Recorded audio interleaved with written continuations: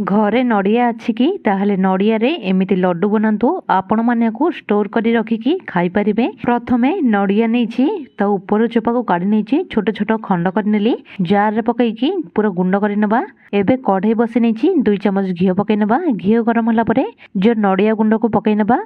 किछि समय नड़िया को भाजी नबा। लो टू मीडियम फ्लेम रे रखिकी एठी नड़िया भाजी ही जाइछि। गोटे कप क्षीर नेछि पकई नेली मिक्स करि नबा। क्षीर सुखिला पर्यंत कुक करिबा। लो टू मीडियम फ्लेम रे रखिकी एठी देखि पारतबे क्षीर सुखी जाइछि। हाफ कप चीनी पकई नेली अलैच गुंड पकई नेली मिक्स करि नबा। एठी देखि पारतबे चीनी मिक्स होला परे टिके पानिया लागुछि सुखिला हला पर्यंत कुक करिबा। एठी पूरा सुखिला ही जाइछि। प्लेट को काढी नबा।